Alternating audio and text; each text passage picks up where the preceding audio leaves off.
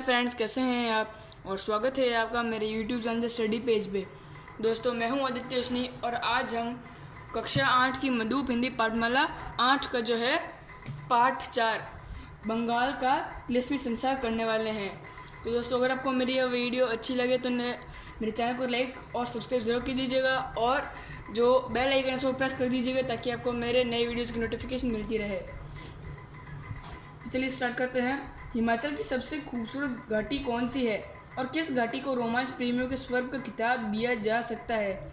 यह सवाल किसी रोमांच प्रेमी घुमक्कड़ से पूछा जाए तो यकीनन यह बंगाल घाटी का नाम ही लेगा। यह एक तिलिस्मी लोक है जहाँ बर्फीले रूपीले शिखरों की गोंद में हरियाली से पूर्ण घाटियाँ नजर आती है। संपूर्ण घाटियों के सीने पर सीढ़ी नुमा खेतों की लंबी कतारें, खेतों को सींचते पारदर्शी जल के झरने और घाटियों की संकरी ढलानों में नागिन सी बलखाती सरिताएं। कहीं शिखर से लुढ़कता आता कोई झरना दिखाई पड़ता है। बंगाल घाटी प्रकृति के इन तमाम रूपों का नाम है। अगर हिमाचल की किसी घाटी तक पहुंचने का सफ़र सबसे जोखिम भरा है तो वह बंगाल घाटी ही है। एक से बढ़कर एक रोमांचकारी पड़ाव, एक से बढ़कर एक हैरतअंगेज अजूबे और एक से बढ़कर एक नैसर्गिक अनछुए स्थल। घुमक्कड़ जब इस घाटी में प्रवेश करता है तो वह एक अनूठी दुनिया उसका स्वागत करती है। यहाँ की लोगों की अनूठी संस्कृति, दिलचस्प परंपराएं, खान पान एवं पहनावा प्रदेश के बाकी क्षेत्रों से मेल नहीं खाता। यही भिन्नता इस घाटी को विशिष्ट भी बनाती है। सड़क इस घाटी तक नहीं पहुँचती है, इसलिए ट्रैकिंग और रोमांच के शौकीन ही यहाँ पहुँच सकते हैं। इस मायालोक में झांकने के लिए एक रोमांच भरा सफ़र लेखक को तय करना पड़ा, जिसकी यादें हमेशा के लिए मानस पटल पर अंकित हो गई है। बैजनाथ मंडी राष्ट्रीय राजमार्ग पर बीड़ रोड से चाय बागानों का सिलसिला शुरू हो जाता है। सड़क के दोनों किनारों पर चाय बागानों में पत्तियां तोड़ती महिलाओं के गीतों के बोल पल भर के लिए ठिठकने पर विवश कर देते हैं।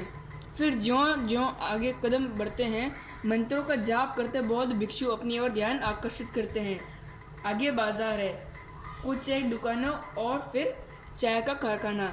यहाँ किसी भी दुकान पर कांगड़ा चाय पीकर ताज़ा दम हुआ जा सकता है। इस आगे का सफ़र रोमांच भरा है। इन घने जंगलों का सिलसिला शुरू हो जाता है। सरपीली बलखाती सड़क निरंतर पहाड़ के वक्ष पर रेंगती प्रतीत होती है। 14 किलोमीटर का सफ़र तय करके जब बिलिंग पर पाँव पड़ते हैं तो यूँ लगता है जैसे आसपास के पहाड़ हमारे लिए बौने पड़ गए हों और हम अंतरिक्ष में तैर रहे हों। दूर दूर तक पहाड़ों का सिलसिला है। नीचे झांके तो छोटे छोटे गांव, खिलौने से घर, लहलाती फसलें, जिन्हें देखकर धरती पर विशाल गलीचा बिछे होने का मुगालता होने लगता है। बरबस ही मन मोह लेते हैं। पर्वत श्रृंखलाओं पर अटकेलियाँ करते बादल प्रकृति के विभिन्न रूपों से रूबरू करवाते हैं। बिलिंग रोमांचकारी खेलों के आयोजन के लिए मशहूर है। हैंग ग्लाइडिंग और पैराग्लाइडिंग के लिए तो बिलिंग जैसी जगह समूचे एशिया में नहीं। 1984 में यहाँ पहले हैंग ग्लाइडिंग का आयोजन हुआ। इसके बाद तो यह स्थल अंतर्राष्ट्रीय खेल मानचित्र पर आ गया। साहसिक खेलों के आयोजन के दिनों में तो यहाँ काफ़ी चहल पहल रहती है, लेकिन बाद में फिर बिलिंग खामोशी की चादर ओढ़ लेता है। यह खामोशी तभी टूटती है जब कोई गद्दी अपनी भेड़ बकरियों के रेवड़ के साथ यहाँ पड़ाव डाले या फिर पर्वतारोहियों और रोमांच प्रेमी पर्यटकों का कोई दल यहाँ से गुजरे। बिलिंग के सूर्योदय और सूर्यास्त का नज़ारा बड़ा विहंगम लगता है। घाटियों में तैरते दरख्तों से लिपटते बादलों के टुकड़े बरबस ही मन मोह लेते हैं। बिलिंग के से 12 किलोमीटर आगे बाड़ग्रा है। यहाँ आबादी और गद्दी लोगों में बसेरे हैं। सीढ़ीनुमा खेतों में गेहूं की लहराती फसल को देखना बड़ा मोहक लगता है। अपनी ही दुनिया में सिमटे यहाँ के लोग को सैलानियों का साथ बहुत ही ज़्यादा अच्छा लगता है।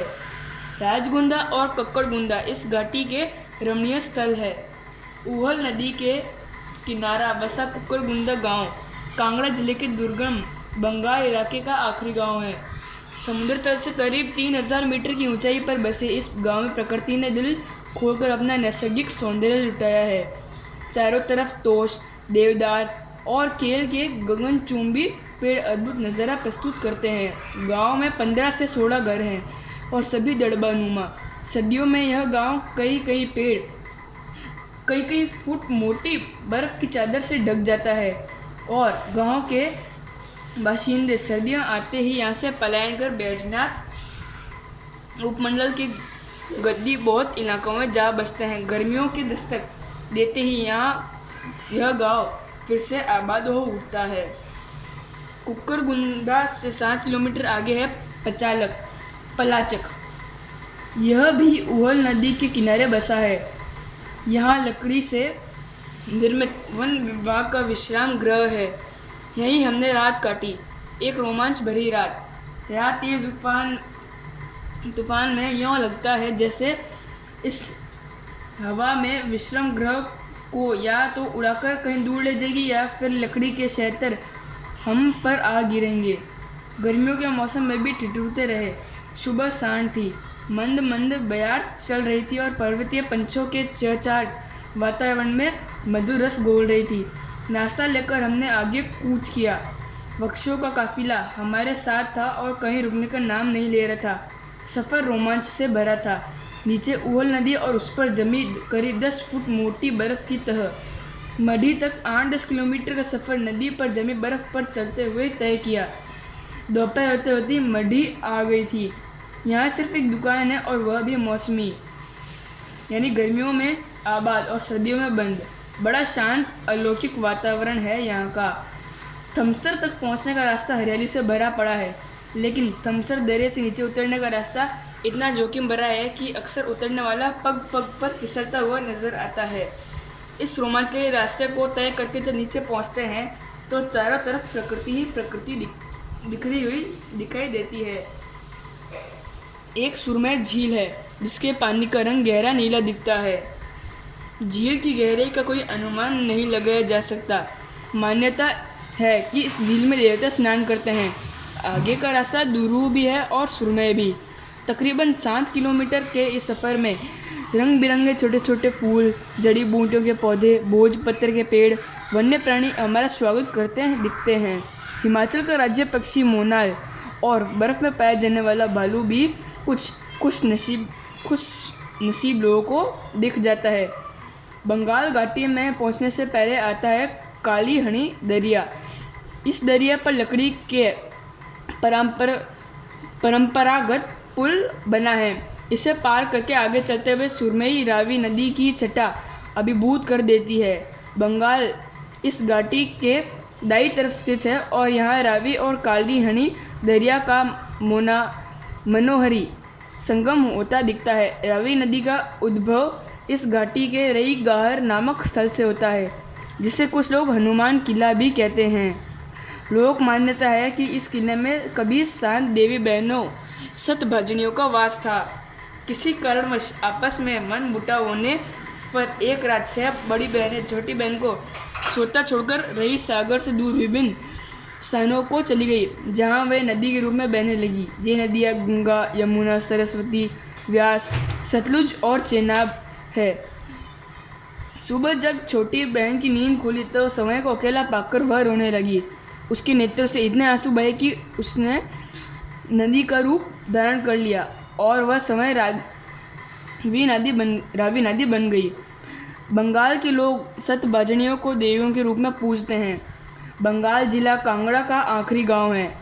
इसके एक तरफ लाहौल स्पीति, दूसरी तरफ कुल्लू और तीसरी तरफ चंबा की सीमाएं हैं। बंगाल की आबादी 500 के आसपास है। लकड़ी से निर्मित अधिकांश घर 2 मंजिला है। भेड़ बकरियां नीचे और ऊपर लोग खुद रहते हैं। देवदार के शहतीरों पर दी गई नक्काशी देखते ही बनती है। पत्थरों और लकड़ियों के शहतीरों को डालकर बनाए गए इन घरों की छतें ढलानदार है ताकि बर्फ इन पर टिक न सके। सर्दियों में जब बाहरी दुनिया से बंगाल का संपर्क कट जाता है तो यहाँ के लोग अपेक्षाकृत मैदानी घाटियों की तरफ पलायन नहीं करते, बल्कि यहाँ ही अपनी दुनिया में मौज मनाते हैं और नाच गानों के दौर से माहौल को जीवंत रखते हैं। दोस्तों, इस लेख के लेखक है गुरमीत बेदी। तो दोस्तों, उम्मीद है आपको मेरा वीडियो अच्छा लगा। अगर आपको मेरा वीडियो अच्छा लगा तो लाइक, सब्सक्राइब, शेयर ज़रूर कीजिए। तब तक के लिए गुड बाय।